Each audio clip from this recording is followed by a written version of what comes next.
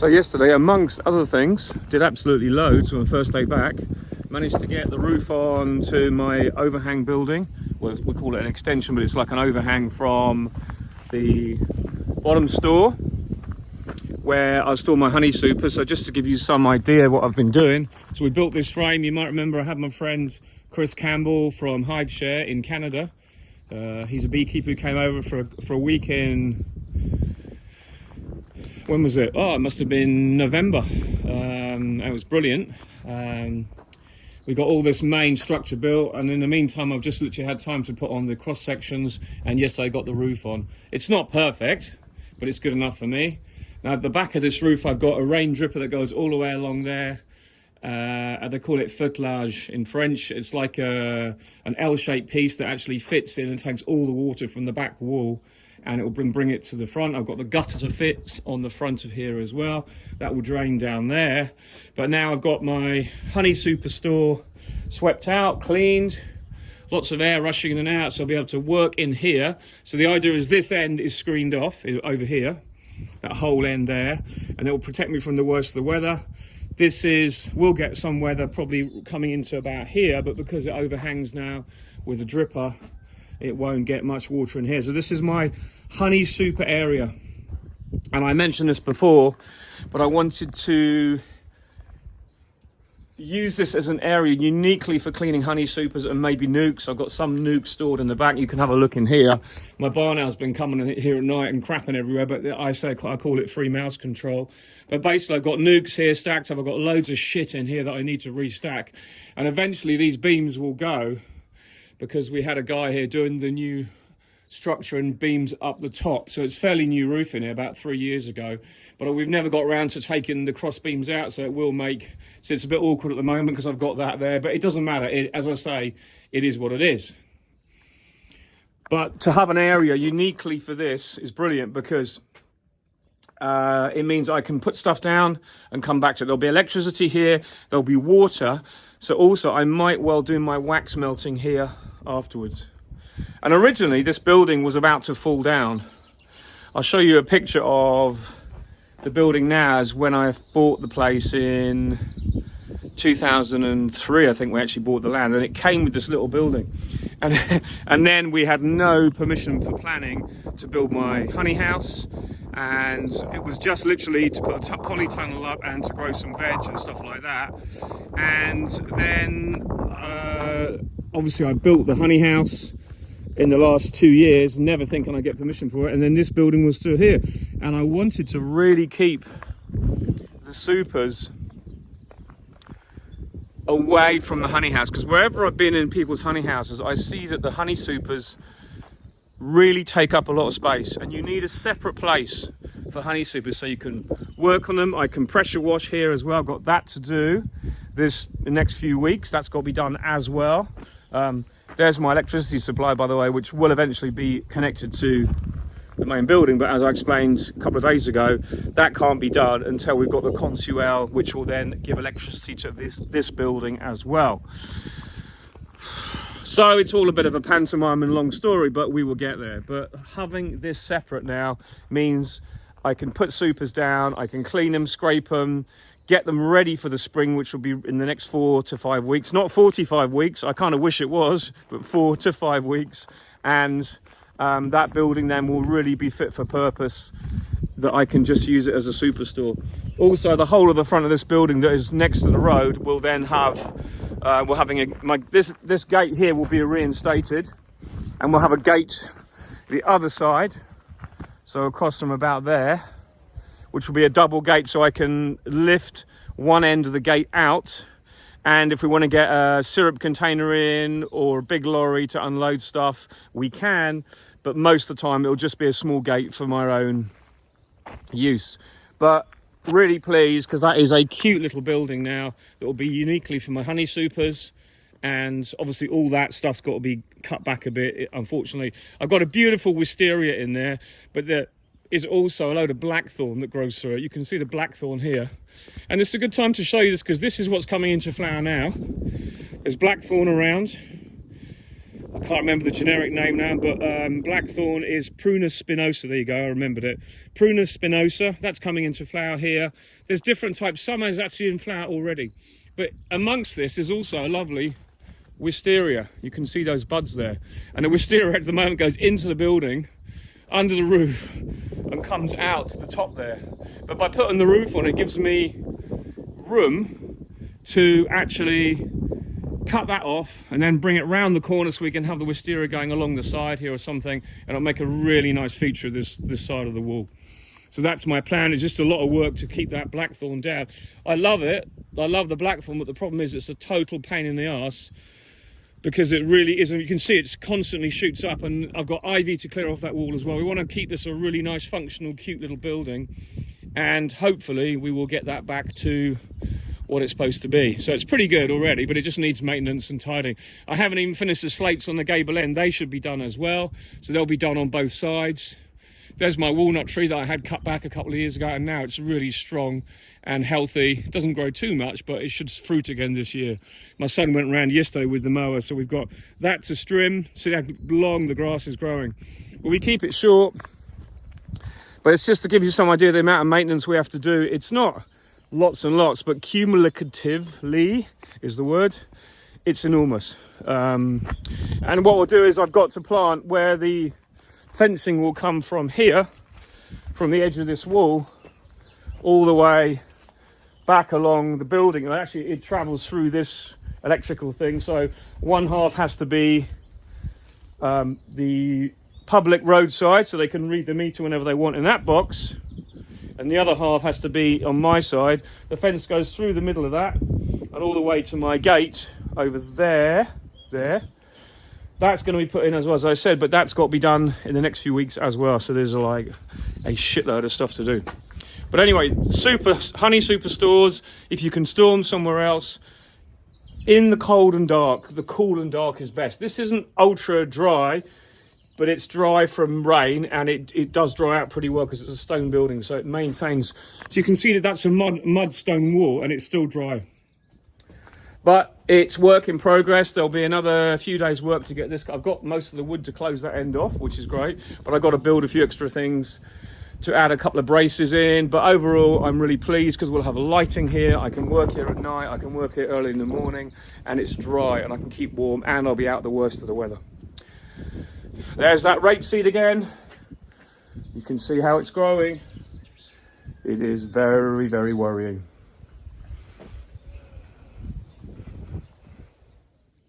So the other reason I didn't talk about just before for storing honey supers in a separate area is these supers consist of plastic, or it would be wood, and wax. So what is that in terms of a fire? It's a veritable freaking disaster. If this lot went up in my honey house, I believe the fire service wouldn't even attempt to put it out. They let it burn. They just stop it spreading. Or also they try the best, but when plastic and wood and wax go up, it's like an inferno. It's like a blast furnace. The only way you could maybe do it is smother it out with lack of oxygen. I don't know, but from what I've heard, the fire service wouldn't be able to do much if it was really going well, because it becomes literally, you pour water on it, and it's a similar effect to when you pour water onto boiling oil, or oil that's on fire. It just creates, you've seen chip fan fires, it has that similar, you get the water vaporizes in the really hot wax, and the steam produces like more and more burning and accelerates everything. So it's a disaster. So getting back to the problem, yeah, I don't want to store my supers in my honey house, because it means that it takes a massive risk away, and it also frees up one big area. Because I mean, honey supers, I've never actually worked it out, the volume, but it's not enormous, but it's still a pretty big volume. And that is, okay, these are high because I've got the height to use, and eventually I'm going to try and build a roofing section in here. But if I have to stack these 20 high, then I do. It's no big deal. It's not an issue for me. And there's nothing wrong with stacking them 20 high. as long as they're clean when they go in and the wax moth doesn't get into them, and there's nothing really to eat away at them over the winter. What I do is I also put, I don't know if you can see it, I've got these on top. I've got a frame cover on top of most of these 4. I haven't, but on all of those up there you can see I've got covers on them so the mice can't get in. So they're all sealed. They can ventilate. A little bit of air can get in and out, which is perfect, but I haven't got any mice going in. You can imagine here's pretty much like a mouse's playground, but with the barn owls around and sometimes being in here, and it's clear and evidence for them to, they perch in here and out, and I've seen one going down on a video once onto the top of a super. My point is, I don't think there's too many mice here. So yeah, I would say don't put your supers in your honey house if you can avoid it. Store them somewhere else, in a barn, somewhere it's cool. Stack them up. Try and get, if you can, if you've only got a few. I've seen something done actually when I was in Wales. It was a sheet of newspaper between 2 supers, and it's a really good thing because the paper keeps drying and it keeps the air circulating a bit, but also absorbs any large amounts of humidity. And all the supers I saw that were stored that way, so you'd have like sheet of newspaper there, sheet of newspaper there, that seemed to work really well. And the wax that was stored had got a lovely, like that lovely sheeny mold on it, which it's supposed to have when you store wax. You always get that, and the supers looked great. So it's just something that I've seen. That's the beauty of visiting other beekeepers in different parts. First of all, I saw about storing supers. Secondly, I've seen something else about storing supers with newspaper between. It's all about context of how you can improve your individual setup that might then give someone else an idea when someone will come visit here in the future. So there you go, a little bit about the honey super storage. Bit of fun to talk about that today as we're bringing the building together. I'll show you the finished result when we've got the ends on, this side sealed up. I'd like to have a window actually, but it ain't happening. Planning either said you screen it off or you have it open, and I'm happy to screen it off because it just gives a bit more protection from the weather. So yeah, all really good. Loads of work to get on with. So today we've made a good start on the pallet racking. I'm not happy with where this is now, okay, because I ordered, this is a bit of a debatable scenario. I don't know whether I've done the right thing. So I ordered 2 sections, one complete section there and another one there, and there's the 4 support beams that are going to go up like this one, and there's the racking, the metal racking grillage we get to go on it. So the whole idea was I'd put one section into here and the other section into here. But I realized, like an idiot, that I can actually use this center bar as a support for the other section. Long story short, the actual mezzanine, the actual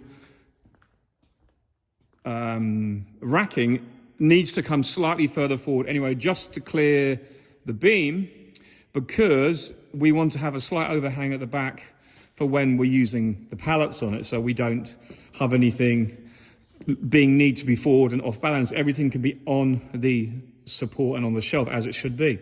So my thinking now is we're going to push the next one when we build will be joined to here on that section. It will mirror that, but then we're going to push the whole thing right over, because we've got, looks like 60 to 90 centimeters, 60 to 70 centimeters there. And this side, because that whole section will be pushed over, we'll have enough to hopefully order a special part from there to the next part, so we'll get enough for another pallet, because the mezzanine doesn't start till to the right of that other, you can just see there, that's where the mezzanine starts here. So I've got enough room to add a bit more in to make the maximum. And my thoughts were originally that perhaps when you have the beam, the main beam of the building not in line with the pallet racking, it would look completely out of place. But the thing is, you won't really see that after, because there'll be pallets in front of it. So the whole idea is I'll be able to maximize that corner up to about there with the first one, where the straight part of the ladder is, and then the next one will be there, and then we'll have enough room to hopefully squeeze in another small section if I can get hold of one. Because I'll only need the 2 metal cross pieces, the 4 metal cross pieces, because I already have the leg for it, because I'll have a spare one from this side.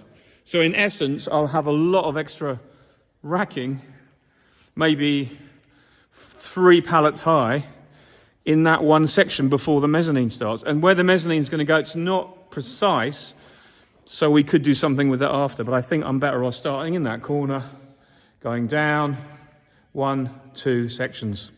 So it's a good start. I've managed to move everything around in here, and we've had a good day, got everything stacked for now. Everything's still inside.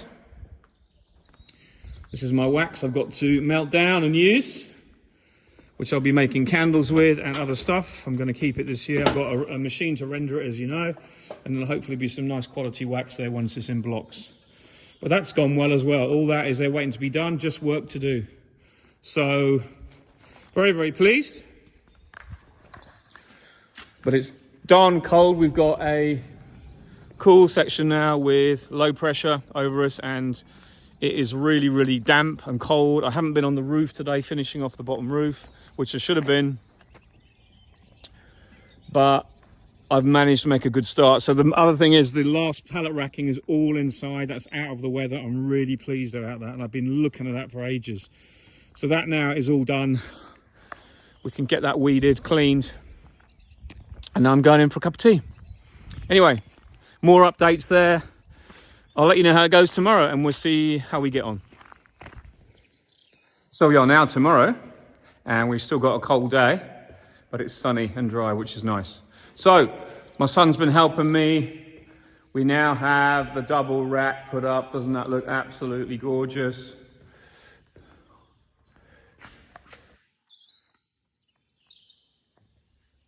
So I'll flip this camera around and you'll see what I did was I've gone right to the far end there, and that's where the center beam was, or the end of the first one we erected yesterday. So now obviously we've added the second one on, and the second one is actually supported by the center beam, so we don't need the extra one racking. In other words, we don't need the extra end piece you can see going up and down there, so that is spare. So because this is pushed right over and it fits perfectly around the window, see, doesn't impede on the window at all, fits absolutely perfectly. Okay, it may be different when I've got stuff on the pallet, but it's not really going to impinge on anything. I generally use that window for tilt and turn anyway. So that isn't a problem. And then we've got a tiny bit of a dead space at that rear corner, but not really, because there's a dead space technically behind all of this. But what it means is it's forward from the beam. Okay, you can see that, but it means that when I put the pallet on, okay, just that part there might stop a pallet going on as far as I would like, but I'll just have to make sure I have that light or not too heavy. But all I've got to do now is bolt these to the floor. But we have 2 sections of pallet racking that are perfectly level, that are totally functionable, and they can take up to 2 and a bit tons, which is brilliant. I don't know about the combined weight on each side, but obviously I could get 2 tons on each one, no problem, combined. And look at this gap at the end. So I've got 1.92 meters there before the mezzanine will start here. That's you can see just here. That's where the mezzanine technically will start, and there is a little bit of give and take on that. So the great thing is we can fit another section in here. We have the end piece that I didn't have to use because that was spare. Remember, I bought 2 complete sections, but have now only used 3 end pieces. So now that is spare to go further down, which will go to about the 1.90 meters, just the end of that other paneling in line with that. And then we'll get 2 sections of this in 1.60 meters or 90. I haven't checked what we can get here, but it does exist. And that will add another space for probably 2 more pallets.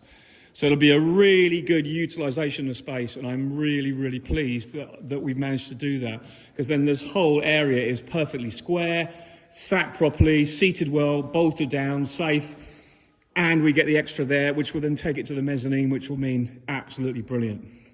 So what I can also do is I can put a tie around here, and another one around there to increase the security, to make sure that if there was ever a time that I was offloading something either with a forklift or a Gerber or a pallet, a trans pallet we call it, or electric pallet truck, it would never pull over the whole racking.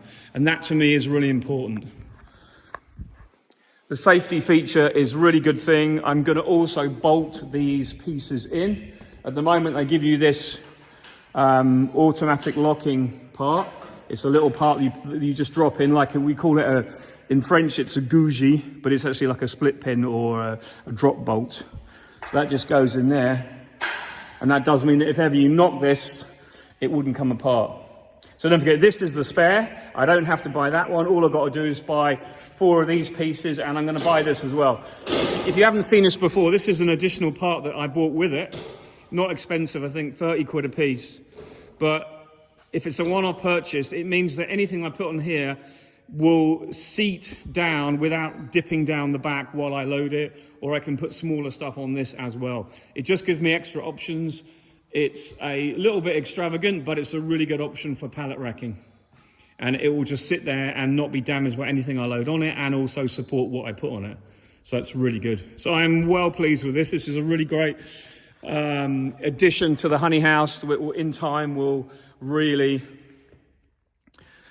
take a lot of stuff and give me more flexibility in what I do. So don't forget, we didn't put one at the bottom because we knew that there'll be a pallet going under there. So it's pointless having a rack without a pallet. So I measured the average height. I've divided this into 3 roughly. So we've got 1, 2, 3, and there's 1.60 meters between each one, or 1 meter. I think it's actually about 1.40 meters I worked out, that's right. But anyway, whatever it is, that's an average height of what pallets are. Most pallets you get, for instance, like glass, arrive at that height, and you can always get them straight under. And obviously the really heavy ones will stay on the ground. It's pointless putting them on the rack. But I've got flexibility now. It's really interesting. I knew nothing about this kind of thing when I first got into it. And now I want more and more shelves because I absolutely love what I got. And what I'm going to probably do is, you see next to that shelf there, I've got a gap between the window, and I might get an additional section to add to that one. So that will be a little bit of extra shelving, but because I'm going to have to make an order anyway, it might just as well be to get it all at the same time. But I know that once the mezzanine is built, I'm going to want to put racking up there as well for storage up in the top, because you can never have enough storage.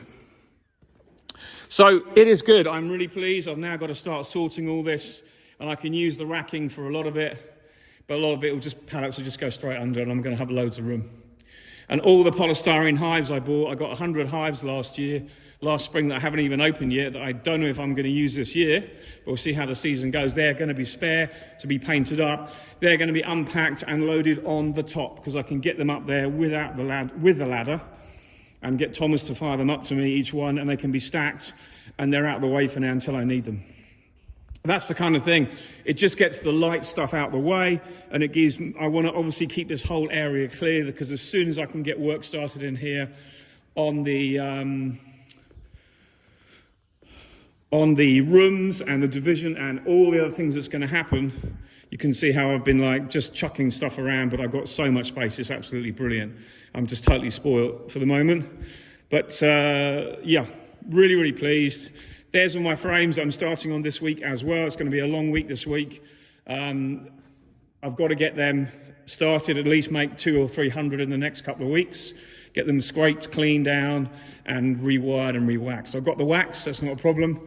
There's my extraction line that's ready to go back in there, but I've got to get some AV blocks for the feet. All the feet of the extraction line are going to be on probably a 1 centimeter block, which will help absorb and bed down the base of every part of all the machine. There's about 16 I'm going to need, so I'm going to buy a little sheet of it and cut it into pieces and drill it, and then it means that every part of the extraction line will be bedded onto an anti-vibration plate, if you like.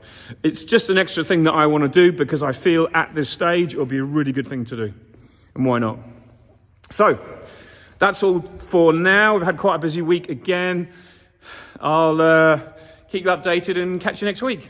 But from a lovely sunny day in Brittany, Mielerie de Courcelles, Catch you again soon. Bye for now.